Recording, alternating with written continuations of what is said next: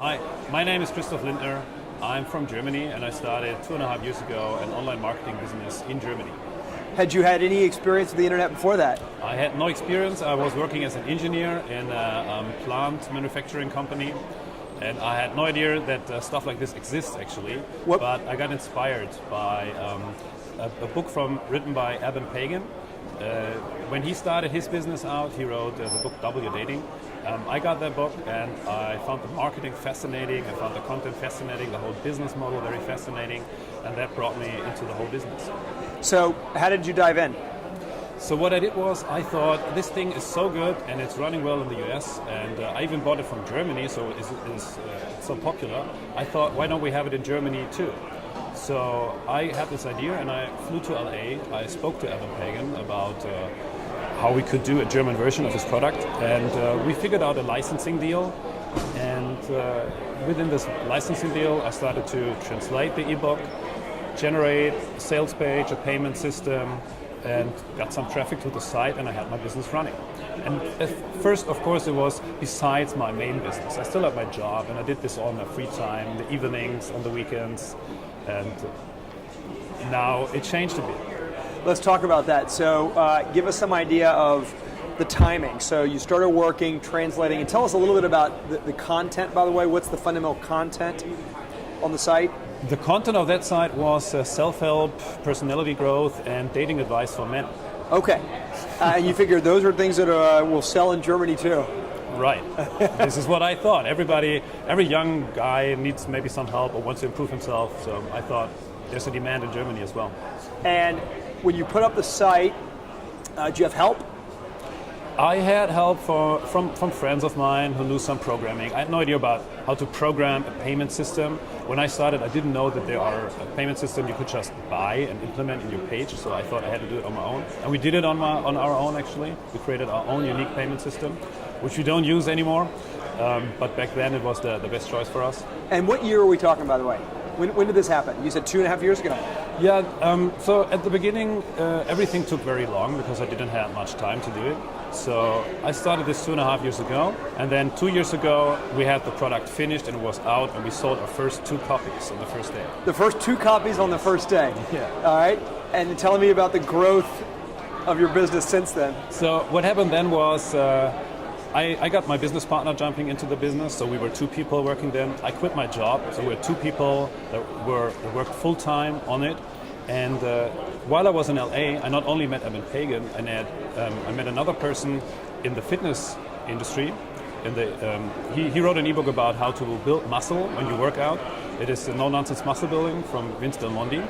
And as a side project, we started a little license contract with him too, and translated his product as well. We set up the site, and we started out actually on the first day of that product, we sold around, I think, 600 copies. So this side project that we started as something that we wanted to have a look at too, started to become the huge winner of our business.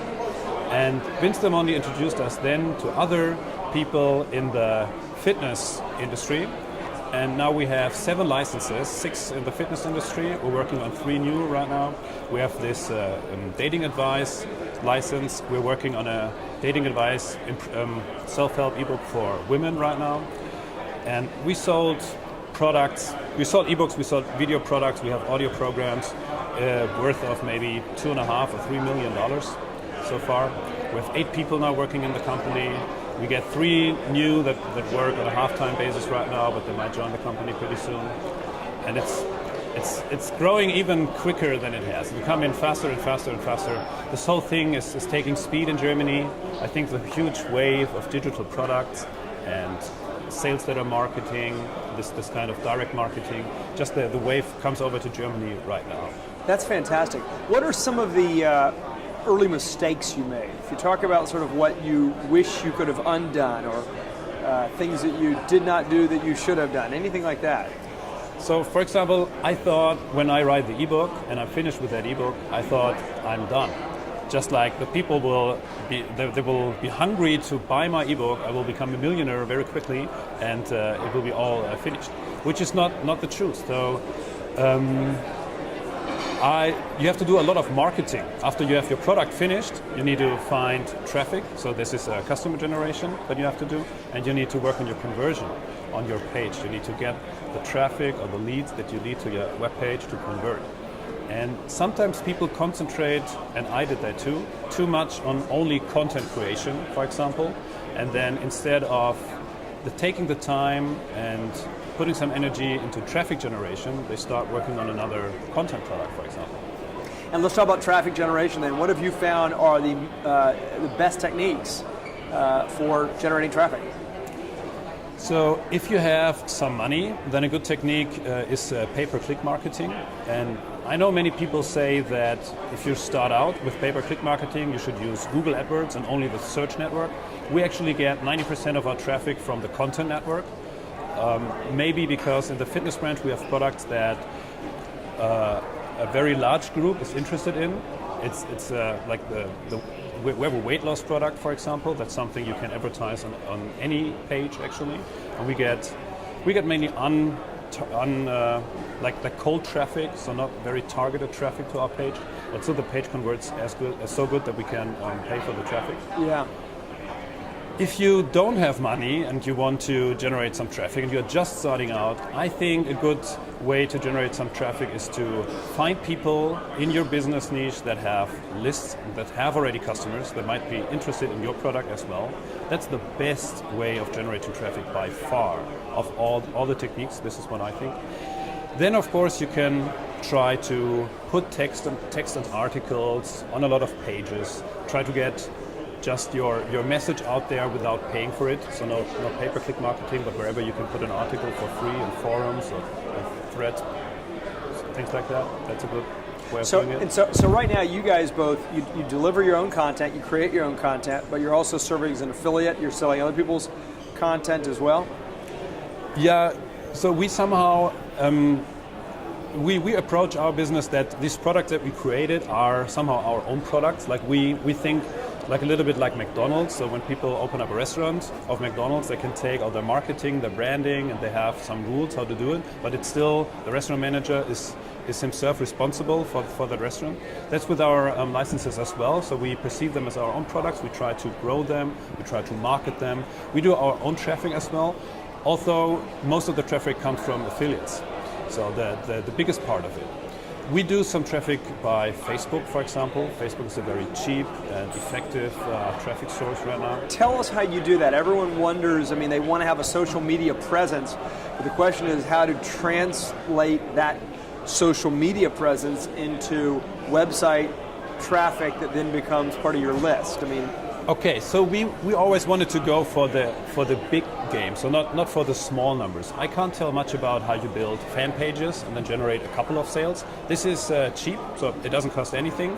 There are others that can talk better about that. I know how you can pay for traffic on Facebook, generate huge volumes of traffic, and of course then you need a page that converts very well. Otherwise, you will just spend your money for nothing, of course. And it's just a lot of testing. And there also sometimes I think it's better to think a little bit bigger, as it's harder if you have a very low amount of money and you want to try something out. If you, for example, have $100 you want to spend on Facebook, it's very likely that you spend $100 and you will not get like $200 in return because you have not optimized your campaigns, you have not optimized your web page yet. If you're willing to spend, let's say, $5,000, for example, and you think you can live with that if you only get $4,000 in return, that's something that you can invest, and then after that maybe you spend another $5,000, you get $6,000 back, you have your $1,000 back again, and then the next time you make money with that. That is better because then you can start testing things. You can put up more ads, you can test some ads, you can set up different pages where you lead the traffic to and test your pages, how they convert. Do a lot of split tests. And when we talk about split tests, if you do split tests, that's very good, that's very effective, that's the best thing you can do. If you don't have the time or the money to do split tests, just copy and model what other people do. Get to know the people who are in your industry or in similar industries and that have successful business and ask them. The best thing is contact them, ask them how did you do that. this whole business is so open. Most of the people are willing to share with you, to help you out. So that's very interesting. So the bottom line is you have to spend enough money to get enough research to have sort of enough data to be able to figure out which ads work and which don't. Actually, this is maybe not what people want to hear, because they want to start with $50 and earn 75 and then start growing. But I think that's reality. Yeah. That's great. Are you comfortable sharing anything about statistics in terms of your site, number of visitors, number of units sold, things like that? So we have around 100,000 visitors per day on our sites right Wow. now. We had days That's where a single site, or That it's is it's a group of sites? we have 7 sites and 13 products right now. Okay. And most of the traffic, let's say 80,000 out of that 100,000 goes to one side, and then 15,000 to the second, and the other 5 have the rest of it. Okay. So we have 2 big licenses, the others are still growing. And yeah, conversion is around 0.5% for cold traffic, which is actually very good. Conversion, I always say conversion is not conversion. If people talk about conversion, you also have to talk about where the traffic comes from. We have a page, for example, where the traffic converts by 4.5%, Wow. which is very good. But we sell around 1 ebook, or every 2 days we sell 1 ebook, or one ebook a day. We have another page that converts at 0.5%, where we sell 500 ebooks a day. So that means one page has very specific targeted traffic and it converts very well. But if we would send cold traffic to that page, it might only convert at 0.1% or 0.2%. That other page would have had a conversion of 7 or 10% with very specific targeted traffic, and it only converts at 0.5%, but with huge volumes of cold traffic. And the website converts just much better, even the number is smaller. Well, I mean, one thing that's clear is that you guys, I don't know if you're using Google Analytics, but you're making sure you understand statistics related to your site. You know who's coming, where they're coming from, how long they're spending on squeeze pages, etc. Correct? That's it. We have Google Analytics on our page. That's right. And we do split testing with a Google AdWords split testing tool.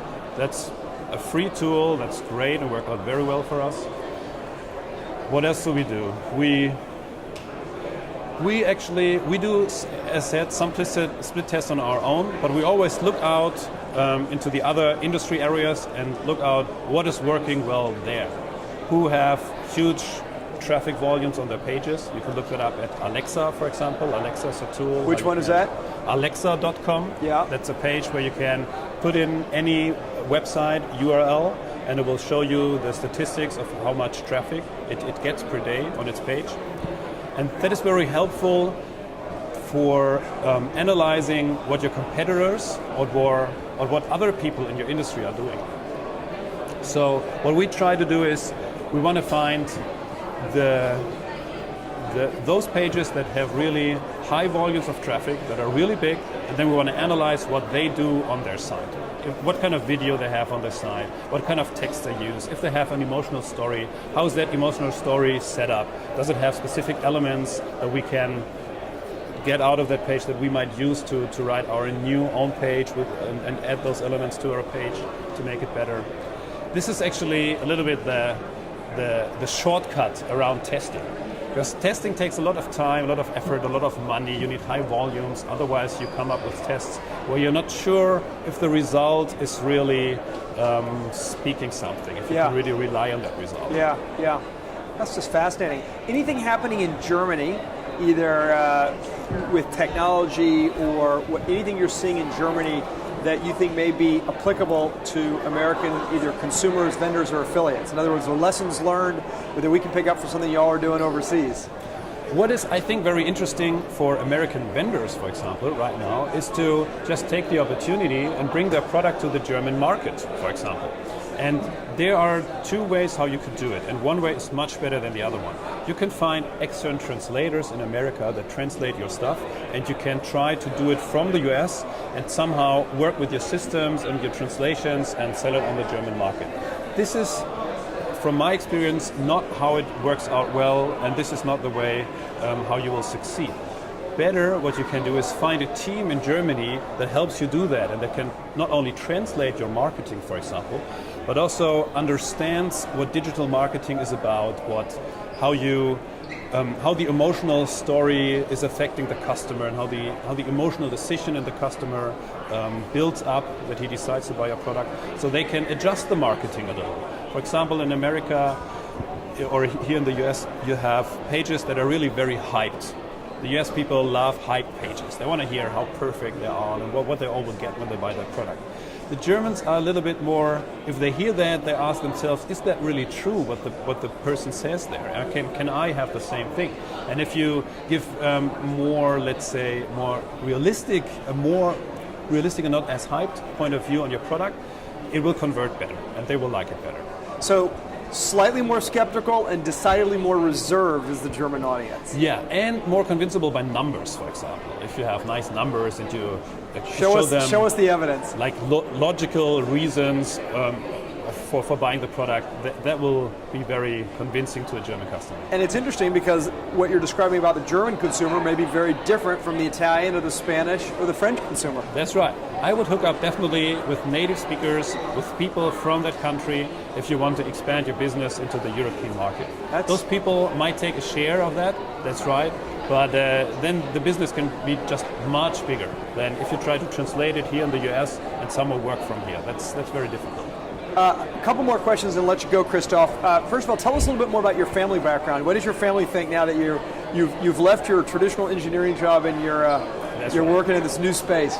Yeah, I'm not doing what my parents wanted me to do. Actually, they would have loved to see me in a big company, working there, of course, a very safe job. Wearing a suit, coat and tie. Exactly. I don't do that. I started my business on my own. But my parents were super supportive. I needed some money at first. Of course, we had to invest a little bit because the sites didn't make money. We need to live on something. My parents supported me, lent us some money. It's great. And I come from a background. My father is a professor at a university for maths. So I was an engineer, so somehow I come from that background. My mother was a teacher as well. They're both retired now. And I think, yeah, you can always do what your parents want you to do, but it might not take you far. There's a point in your life where you have to say, I'm responsible for my life. And there are a lot of people that have good advice for you and tell you do this, do that, but you have to know on your own what's good for you. How old are you? 32. That's terrific. Let's talk about ClickBank and then we'll finish up. You work with ClickBank? Yes. Tell us a little bit about what ClickBank does for you. So ClickBank is the payment processing tool on our page. So when people come to our site and they want to buy it, they click on the Buy Now button. They go to the ClickBank page, give in their credit card number at ClickBank, and then after that they land on our page, again, where they can download the product. That's one thing that ClickBank does.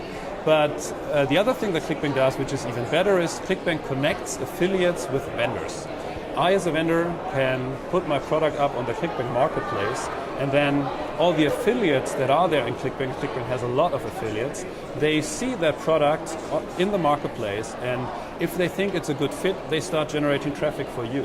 And we don't even know the names of people that generate traffic for our product. And it would be like much harder to find all these people by our own and contact them. Hey, do you want to do some traffic for us? We give you 75% commission and all that. This is what ClickBank does for us, and it really helped our business. That's fantastic. Closing remarks. Any cautionary words or counsel, advice for someone who is trying to either get into the business or someone who's already there but maybe hasn't experienced your success? Find your mastermind group. This is one thing. Find other people that do the same stuff. Do what you're passionate about. Tell them about what you're going to do, and get help. And talk about people what you're going to do. And find mentors that might help you that are 1, 2, 3 levels further in front of you. Ask them what they did, how they can help you. The people are so open in this market, it's gorgeous. They don't see each other as competitors. They see, hey, if you start growing the list, maybe we can do endorsed marketing later, so I will help you a little bit and I might benefit from it later. This is my advice. Find people to help you. Kristof, thanks very much. Okay, thank you, Stuart. Pleasure. It was a pleasure. It was great. You were terrific. You were absolutely terrific. Okay, thank you.